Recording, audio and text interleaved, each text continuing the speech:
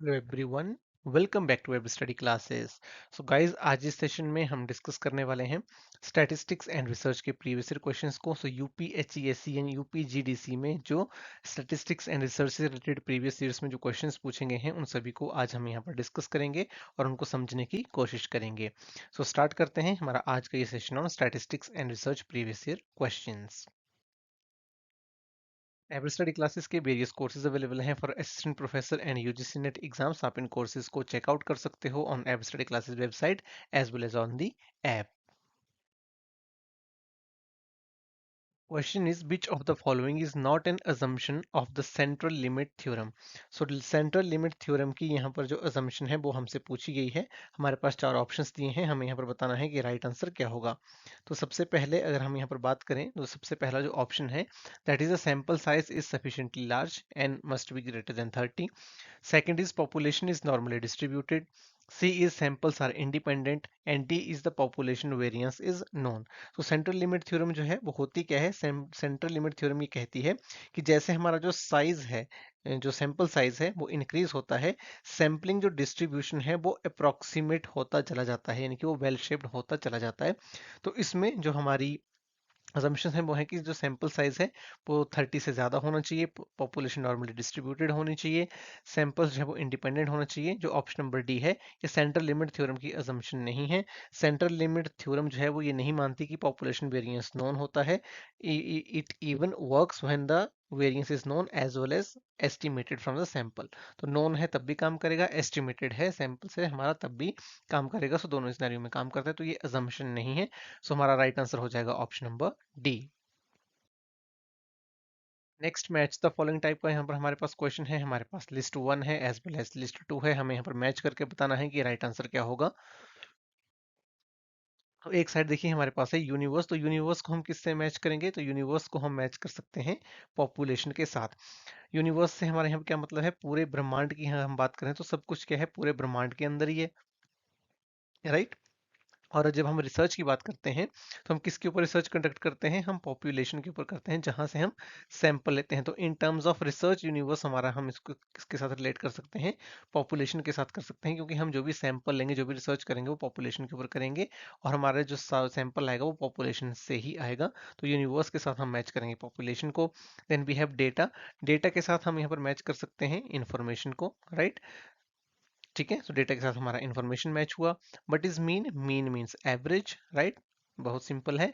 And mode is the maximum, mode क्या होता है? हमारी मैक्सिमम वैल्यू होती है। हम कह सकते हैं कि जो सबसे ज्यादा बार अकर हो रही है हमारे डिस्ट्रीब्यूशन में, दैट इज मोड। तो हमारा राइट आंसर यहाँ पर बनेगा ऑप्शन नंबर सी। ए के साथ आएगा 2, बी के साथ 4, सी के साथ 1 एंड डी के साथ 3। नेक्स्ट हमारा क्वेश्चन है, देखिए असर्शन और रीजन का ये सवाल है। असर्शन यहाँ पर बोली गई है, असर्शन में दिया हुआ है descriptive statistics uses data collection, presentation, analysis and interpretation and reason है inferential statistics uses probability sampling forecasting theories. तो देखिए डिस्क्रिप्टिव स्टैटिस्टिक्स हमारा क्या होता है? डिस्क्रिप्टिव स्टैटिस्टिक्स जिसमें हम डेटा को कलेक्ट करेंगे, उसको एनालाइज करेंगे, उसको प्रेजेंट करेंगे और इंटरप्रिटेशन करेंगे बेस्ड ऑन आवर एनालिसिस, जिससे हम अपनी फाइंडिंग्स को निकालेंगे। So that is the descriptive statistics. ये बिल्कुल सही स्टेटमेंट है। और इन्फ्रेंशियल स्टैटिस्टिक्स हमारी होती है जिसमें हम प्रोबेबिलिटी सैम्पलिंग का यूज करते हैं। हम यहाँ पर फोरकास्ट करने की कोशिश करते हैं कि जो भी हमारे पास डेटा आया है, जो भी हमने एनालिसिस किया है, वहां से हम इन्फ्रेंस निकालने की कोशिश करते हैं, हम हाइपोथेसिस टेस्टिंग की तरफ जाते हैं। तो ये दोनों ही स्टेटमेंट हमारी यहाँ पर करेक्ट है। डिस्क्रिप्टिव स्टैटिस्टिक्स ये स्टेटमेंट भी करेक्ट है एंड इन्फ्रेंशियल स्टैटिस्टिक्स के बारे में जो स्टेटमेंट दी हुई है ये भी करेक्ट है। तो हमारी दोनों ही स्टेटमेंट्स यहाँ पर करेक्ट हैं, लेकिन जो रीजन है वो करेक्टली असर्शन को एक्सप्लेन नहीं कर रहा है। सो राइट आंसर हमारा यहाँ पर होगा ऑप्शन नंबर बी।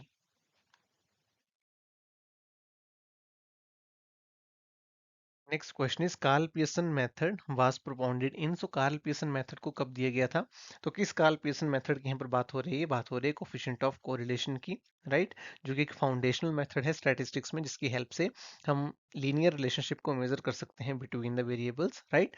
तो यहाँ पर ऑप्शंस हमें दिए हुए हैं 1890, 1980 and 1900 and none of this. So right answer हमारा इस पर्टिकुलर क्वेश्चन का हो जाएगा ऑप्शन नंबर 1, 1890। सो 1890 में कार्ल पियर्सन ने कोफिशिएंट ऑफ कोरिलेशन दिया था। आज की डेट में अगर हम बात करें तो correlation analysis is frequently used in different areas. अगर हम बात करें तो हम इसको रिसर्च में यूज करते हैं, इकोनॉमिक्स में, साइकोलॉजी में, सोशल साइंसेज में, कॉमर्स एंड मैनेजमेंट में, तो इन सभी एरियाज में कोरिलेशन जो है वो बहुत ही फ्रिक्वेंटली आज की डेट में यूज होती है। सो राइट आंसर हमारा हो जाएगा option number A. Next question is Spearman rank correlation explore relationship between. तो स्पीयर्समैन रैंक कोरिलेशन जो है वो किसके बीच में रिलेशनशिप को बताती है। हमारा ऑप्शन है यहाँ पर to ordinal data, to interval data, to ratio data and to nominal data. तो देखिए बहुत ही इजी क्वेश्चन है। अगर हम रैंक के भी रैंक की कोरिलेशन देख रहे हैं सो ऑब्वियसली हम इसको ऑर्डिनल डेटा में देखेंगे, right. So it's a very easy question, right. तुम्हारा राइट आंसर यहाँ पर हो जाएगा option number A. To ordinal data को के बीच में कोरिलेशन देखने के लिए, रिलेशनशिप देखने के लिए हम स्पीयर्समैन रैंक कोरिलेशन का यूज जो है वो करते हैं। Next question is which of the following is related to positive association of attributes. तो हमें बताना है कि एट्रीब्यूट्स में पॉजिटिव एसोसिएशन जो है वो कब होती है। ऑप्शंस हमें यहाँ पर दिए हुए हैं health and hygiene, honesty and boldness, vaccination and occurrence of disease and health and honesty. तो यहाँ पर अगर हम बात करें तो पॉजिटिव एसोसिएशन क्या होती है। पॉजिटिव एसोसिएशन मीन कि अगर एक वेरिएबल में इंक्रीज आ रहा है तो दूसरे वेरिएबल में भी इंक्रीज आएगा, राइट। और नेगेटिव एसोसिएशन क्या होगी, अगर एक वेरिएबल में इंक्रीज आ रहा है तो दूसरे वेरिएबल में डिक्रीज आएगा। और इसका रिवर्स भी होता है कि अगर एक वेरिएबल में डिक्रीज है तो दूसरे वेरिएबल में भी डिक्रीज है। सो this is called the positive association. तो हमें यहाँ पर बताना है कि पॉजिटिव एसोसिएशन जो है वो किन दो वेरिएबल्स के बीच में हो सकती है। तो ये हमारी होगी हेल्थ एंड हाइजीन में। जितना ज्यादा आप हाइजीन के ऊपर फोकस करोगे, आपकी जो हाइजीन है वो जितनी अच्छी होगी, आपकी हेल्थ भी उतनी ही अच्छी होगी। यानी कि हाइजीन बढ़ेगी तो हेल्थ भी बढ़ेगी, और हाइजीन अगर कम होगी तो हेल्थ भी अच्छी नहीं होगी। तो हमारा राइट आंसर हो जाएगा option number A. Next question is which of the following is non parametric test. तो हमारा यहाँ पर पूछा गया है कि नॉन पैरामीट्रिक टेस्ट जो है वो कौन सा होगा। नॉन पैरामीट्रिक टेस्ट हमारे वो टेस्ट होते हैं जो जनरली जो नॉर्मेलिटी की असम्पशन होती है उसको कंसिडर नहीं करते हैं, राइट। तो यहाँ पर ऑप्शंस में हमारे पास दिया हुआ है F test, T test, Z test या फिर काई स्क्वायर टेस्ट। तो देखिए काई स्क्वायर टेस्ट हमारा एक नॉन पैरामीट्रिक टेस्ट है। बाकी जितने भी टेस्ट यहाँ पर मेंशन है F test, Z test and T test, ये तीनों हमारे पैरामीट्रिक टेस्ट होते हैं। सो राइट आंसर इस केस में हमारा हो जाएगा option number D. Next question is non parametric test is valid when the sample size is. तो नॉन पैरामीट्रिक टेस्ट हम कब यूज करते हैं, कब वैलिड होता है, जब हमारा सैंपल साइज लार्ज हो, स्मॉल हो, लार्ज एंड स्मॉल दोनों हो, या फिर नन ऑफ दिस। तो इन जनरल अगर हम बात करें तो नॉन पैरामीट्रिक टेस्ट हम यूज करते हैं जब हमारा जो सैंपल साइज है वो स्मॉल होता है। सो राइट आंसर यहाँ पर हो जाएगा option number B. Next question is goodness of fit of distribution is tested by. So goodness of fit जो डिस्ट्रीब्यूशन है उसको कौन सा टेस्ट यहाँ पर जो है वो टेस्ट करता है, जिसको हम यूज करते हैं, ये हमें यहाँ पर बताना है। गुडनेस ऑफ फिट होती क्या है, गुडनेस ऑफ फिट का मतलब होता है कि जो हमारा मॉडल है जिसको हम टेस्ट करने जा रहे हैं वो मैच हम कर रहा है हमारे ऑब्जर्व्ड डेटा के साथ या फिर नहीं, उसको बेसिकली हम बोलते हैं गुडनेस ऑफ फिट। तो यहाँ पर ऑप्शंस हमारे पास दिए हुए हैं T test, F test, Z test या फिर काई स्क्वायर टेस्ट। तो देखिए गुडनेस ऑफ फिट जो है वो काई स्क्वायर टेस्ट के हेल्प से मेजर होती है एक डिस्ट्रीब्यूशन की। सो राइट आंसर यहाँ हो जाएगा option number D. Next question is which of the following is restricted non probability based sampling method. तो देखिए क्वेश्चन में पूछा जा रहा है कि नॉन प्रोबेबिलिटी रिस्ट्रिक्टेड मेथड कौन सा है। नॉन प्रोबेबिलिटी और साथ में वो रिस्ट्रिक्टेड भी है, राइट। तो वो कौन सा सैम्पलिंग मेथड हमारा होगा। ऑप्शन है हमारे पास stratified sampling, B is quota sampling, C is cluster sampling and D is systematic sampling. तो देखिए इस क्वेश्चन का हमारा जो राइट आंसर होगा that will be option number B which is quota sampling, right. Quota sampling जो है वो हमारी एक नॉन प्रोबेबिलिटी बेस्ड टेक्निक है जिसमें जितने भी हमारी यूनिट्स है पॉपुलेशन की सभी को चूज करने का जो चांस है वो नहीं होता है, लेकिन ये टेक्निक हमारी रिस्ट्रिक्टेड होती है। Why this technique is restricted, because इसमें होता क्या है, लेट्स सपोज हमारे पास मैन है, हमारे पास वुमेन है, और हमने कोटा निर्धारित कर दिया कि हम 60% मेन से डाटा कलेक्ट करेंगे और 40% जो है वो वुमेन से डाटा कलेक्ट करेंगे। तो क्योंकि हमने यहाँ पर कोटा यहाँ पर डिसाइड कर दिया है, तो इसलिए हमारी ये नॉन प्रोबेबिलिटी टेक्निक तो है लेकिन रिस्ट्रिक्टेड हो जाती है। तो इसलिए हमारा राइट आंसर यहाँ हो जाएगा option number B. Next question is, this test determines whether two or more independent random samples have been drawn from the same population or not. This test is known as। तो हमें यहाँ पर पूछा जा रहा है कि वो कौन सा टेस्ट है जो ये डिटरमाइन करता है कि दो या दो से ज्यादा जो इंडिपेंडेंट रैंडम सैंपल्स हैं वो सेम पॉपुलेशन से आ रहे हैं या नहीं आ रहे हैं। ऑप्शंस हमारे पास यहाँ पर दिए हुए हैं, test of goodness of fit, test of homogeneity, test of independence and D both B and C. तो देखिए हमारा जो राइट आंसर यहाँ पर हो जाएगा that will be option number B, test of homogeneity. Test of homogeneity हम use करते हैं जब हमें डिटरमाइन करना होता है कि जो सैंपल्स हैं वो सेम पॉपुलेशन से सेम डिस्ट्रीब्यूशन से आ रहे हैं या फिर नहीं आ रहे हैं। राइट, तो हमारा राइट आंसर यहाँ पर हो जाएगा option number B which is test of homogeneity. Next question is which of the following is not correctly matched. तो हमें बताना है कि कौन सा यहाँ पर जो ऑप्शन है वो करेक्टली मैच्ड नहीं है। राइट, सो हमारे पास देखिए ऑप्शंस दिया हुआ है, quota sampling is related to probability sampling, B है हमारे पास यहाँ पर stratified random sampling is associated with probability sampling, C is convenience sampling non probability sampling, cluster sampling probability sampling. तो हमें बताना है कि करेक्टली मैच्ड कौन सा नहीं है। सो राइट आंसर हमारे यहाँ पर क्या होगा, राइट आंसर बेसिकली हो जाएगा option number A which is quota sampling के साथ यहाँ पर प्रोबेबिलिटी सैम्पलिंग को मैच किया गया है, जो कि हमारा जो है गलत ऑप्शन है। कोटा सैम्पलिंग हमारी एक नॉन प्रोबेबिलिटी सैम्पलिंग टेक्निक है। अगर हम बाकी टेक्निक्स की यहाँ पर बात करें तो स्ट्रेटाफाइड रैंडम सैम्पलिंग ये प्रोबेबिलिटी सैम्पलिंग ही है, कन्वीनियंस सैम्पलिंग हमारी नॉन प्रोबेबिलिटी है और क्लस्टर सैम्पलिंग हमारी प्रोबेबिलिटी है। तो ये तीनों यहाँ पर करेक्टली मैच्ड हैं, जबकि कोटा सैम्पलिंग जो है वो प्रोबेबिलिटी सैम्पलिंग नहीं होती, ये एक नॉन प्रोबेबिलिटी सैम्पलिंग टेक्निक है जिसमें बेसिकली हम करते क्या हैं, इसमें हम कोटास असाइन कर देते हैं स्पेसिफिक ग्रुप्स को बेस्ड ऑन द करेक्टरिस्टिक्स, और ये करेक्टरिस्टिक्स हमारी एज हो सकती है, जेंडर हो सकता है, इनकम हो सकता है या फिर और कोई भी फैक्टर हो सकता है जिसके बेस के ऊपर हम कोटास असाइन कर देते हैं based on the population characteristics, और एक फिक्स्ड नंबर ऑफ जो पार्टिसिपेंट्स हैं वो हम सिलेक्ट करते हैं हर एक ग्रुप से। So this is basically called the quota sampling, जिसमें हमारा की आइडिया क्या है, की आइडिया हमारा होता है कि हमें इंश्योर करनी है representation of certain groups. Right, लेकिन ये रैंडम जो है वो नहीं होता है, इसलिए एक नॉन प्रोबेबिलिटी सैम्पलिंग टेक्निक है। Next question is in reference to the hypothesis testing which of the following statement is correct. तो यहाँ पर टाइप 1 और टाइप 2 एरर से क्वेश्चन पूछा गया है, very famous question asked from statistics and research. तो अगर हम टाइप 1 और टाइप 2 एरर की बात करें तो यहाँ पर जो स्टेटमेंट्स हैं उनको सबसे पहले पढ़ेंगे। तो स्टेटमेंट में यहाँ पर बोला जा रहा है type 1 error occurs when the hypothesis is false but our test accepts its. Right, तो टाइप 1 एरर ये कह रहे हैं कि तब अकर होता है जब हमारा हाइपोथेसिस फॉल्स है लेकिन हमने उसको एक्सेप्ट कर लिया है।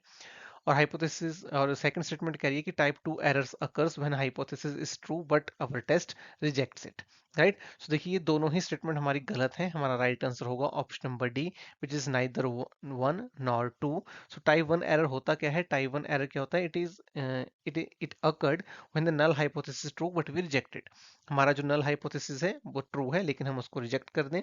और जो हमारा टाइप 2 एरर होता है, राइट, जिसको हम जो कि अगर होता है जब हम नल हाइपोथेसिस को बेसिकली एक्सेप्ट कर लेते हैं और वो फॉल्स होता है, हमारा नल हाइपोथेसिस फॉल्स है but we fails to reject it, तो उस केस में हमारा अकर होता है टाइप 2 एरर। और टाइप 1 एरर अगर होता है when we are rejecting a true null hypothesis. तो हमारा राइट आंसर हो यहाँ पर होगा option number D, neither one और टू, ये दोनों ही स्टेटमेंट जो है वो गलत हैं। Next question is, arrange the following in the correct order as per the steps which are followed for the general procedure for hypothesis testing। तो यहाँ पर हमारे पास जो है वो hypothesis जब हम टेस्ट करते हैं जो हमारा प्रोसीजर होता है उसकी कुछ स्टेटमेंट्स दी हुई हैं, कुछ स्टेप्स दिए हुए हैं। राइट, तो उन स्टेप्स को हमें यहाँ पर सीक्वेंस में लगाना है। स्टेप्स हमारे पास हैं, define the rejection regions, establish level of significance prior to sampling, determine a suitable test statistic and state the null hypothesis as well as alternative hypothesis। Right, तो अगर हमें इसको सीक्वेंस में लगाना हो तो सबसे पहले हमारे पास क्या आएगा, सबसे पहला हमारा स्टेप होगा option number 4 which is state the null and alternative hypothesis. तो सबसे पहला हमारा स्टेप होता है कि हमें हमारा नल और अल्टरनेटिव हाइपोथेसिस जो है वो बनाना है। राइट। सेकंड आएगा हम लेवल ऑफ सिग्निफिकेंस को यहाँ पर सेट करेंगे, establish level of significance prior to sampling, तो सैम्पलिंग से पहले हमारा लेवल ऑफ सिग्निफिकेंस जो है वो सेट होगा बेसिकली, राइट। हम probability of making a type 1 error यहाँ पर बेसिकली बनाते हैं। ये हमारा क्या हो सकता है, 5% हो सकता है, 1% हो सकता है, 10% हो सकता है, based on our field and our objectives. Third step आएगा हमारा डिटरमाइन सूटेबल टेस्ट स्टैटिस्टिक, हम टेस्ट स्टैटिस्टिक यहाँ पर डिसाइड करेंगे कि कौन सा टेस्ट स्टैटिस्टिक है जो लगेगा, right? Whether we will go for Z test, T test, chi-square test or any other parametric or non-parametric test. और next हमारा step आएगा define the क्रिटिकल रीजन, हम क्रिटिकल रीजन को जो है वो यहाँ पर डिटरमाइन करेंगे, जिसको हम रिजेक्शन रीजन भी बोलते हैं, राइट। तो नेक्स्ट हमारा आ जाएगा 1, तो राइट सीक्वेंस हमारी यहाँ पर होगी 4 2 3 1, जो यहाँ पर दी है हमारे ऑप्शन नंबर सी में, right answer will be option number C. Next question है हमारे पास, which of the following statement is correct, तो दो स्टेटमेंट्स हैं हमारे पास। पहली स्टेटमेंट में बोला जा रहा है the chi square test was first used by Karl Pearson, तो बोला जा रहा है कि पहली बार काई स्क्वायर टेस्ट को कार्ल पियर्सन ने यूज किया था, तो ये बिल्कुल सही स्टेटमेंट है। 1900s में सबसे पहली बार कार्ल पियर्सन ने जो है वो काई स्क्वायर टेस्ट को यूज किया था। सेकंड में यहाँ पर बोला जा रहा है the value of chi square can be positive as well as negative, so chi square की वैल्यू की अगर हम बात करें तो ये नेगेटिव नहीं हो सकती, ये आइदर जीरो होगी या पॉजिटिव होगी, ये नेगेटिव नहीं हो सकती, राइट। तो हमारी जो सेकंड स्टेटमेंट है यहाँ पर वो गलत है, सो राइट आंसर हमारा यहाँ होगा option number A which is 1 only. तो अब ये जो वैल्यू है काई स्क्वायर टेस्ट की, ये नेगेटिव क्यों नहीं हो सकती, it is because of its formula. अगर हम काई स्क्वायर टेस्ट के फॉर्मूला की बात करें तो उसमें बेसिकली हमारा स्क्वायर आ जाता है, राइट। और इफ स्क्वायर इज देयर तो उसके बाद जो है वो हमारी जो वैल्यू है वो नेगेटिव नहीं हो सकती, it can't be negative, either it will be positive और it will be zero, hence our right answer here would be option number A. Next question is the difference between a statistics and parameter is, तो यहाँ पर पूछा जा रहा है कि statistics और पैरामीटर के बीच में डिफरेंस जो है वो क्या होता है। हमारा जो पैरामीटर है, पैरामीटर क्या होता है, it describes the population, right, and statistics it describes the sample, right. तो यहाँ पर पूछा जा रहा है कि इन दोनों के बीच का डिफरेंस क्या होगा। ऑप्शंस है हमारे पास sampling error, standard error, random या फिर नॉन रैंडम। अगर हम यहाँ पर राइट आंसर की बात करें तो राइट आंसर हमारा यहाँ पर हो जाएगा option number A which is sampling error. हमारे स्टैटिस्टिक्स जो कि रिप्रेजेंट कर रहा है, जो कि डिस्क्राइब कर रहा है हमारे सैंपल की कैरेक्टरिस्टिक्स को, और पैरामीटर डिस्क्राइब कर रहा है पॉपुलेशन की कैरेक्टरिस्टिक्स को, इनके बीच में जो भी डिफरेंस होगा it would be sampling error, right. So right answer हमारा यहाँ पर क्या हो जाएगा, it will be option number 1 और A. Next question is which of the following statement is correct, तो हमें यहाँ पर करेक्ट स्टेटमेंट बतानी है। पहले बोला जा रहा है फर्स्ट स्टेटमेंट में the standard error of A sampling distribution is called standard error, और सेकंड स्टेटमेंट है the reciprocal of standard error is a measure of reliability और प्रिसीजन ऑफ द सैंपल। तो देखिए अगर हम स्टैंडर्ड एरर की बात करें तो स्टैंडर्ड एरर हमारा क्या होता है, it is the sampling distribution of the standard deviation, तो जो हमारी पहली स्टेटमेंट है ये बिल्कुल करेक्ट है। सेकंड स्टेटमेंट की बात करें तो इसमें कहा जा रहा है कि जो स्टैंडर्ड एरर का रेसिप्रोकल होता है ये मेजर है रिलायबिलिटी और प्रिसीजन का, तो ये भी बिल्कुल सही स्टेटमेंट है, क्योंकि जितना कम हमारा स्टैंडर्ड एरर होगा प्रिसीजन उतना ही हायर होगा। ऑप्शंस में अगर हम देखें सो राइट आंसर हमारा हो जाएगा option number C which is statement both 1 and 2 are correct. तो ये था हमारा आज का सेशन, जिसमें हमने कुछ स्टैटिस्टिक्स एंड रिसर्च के प्रीवियस ईयर क्वेश्चंस को डिस्कस किया। आई होप आपको ये सेशन काफी पसंद आया होगा, आपकी अच्छी प्रैक्टिस यहाँ से हुई होगी। Thanks for joining, wish you all the very best.